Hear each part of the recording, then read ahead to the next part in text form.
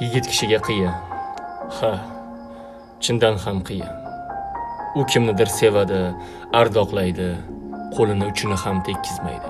Bo'lajak halolim deb asrab, avaylaydi.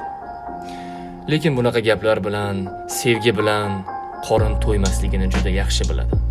Va yigit kishi o'zini u yoqqa, bu yoqqa ura boshlaydi, mehnat qiladi, pulni qanday qilib topish haqida bosh qotiradi.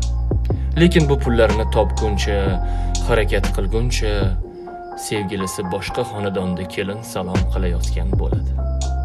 Yoki bo'lmasam oyoqqa turguncha, mana endi so'rang, qancha pul kerak deguncha jondan oshiq suygani, sevgani ikkita farzandning onasi bo'lib bo'lgan bo'ladi. Bu gaplarimga chiroyli yakun topa olmayapman. Balki hayot shunaqa deyishning o'zi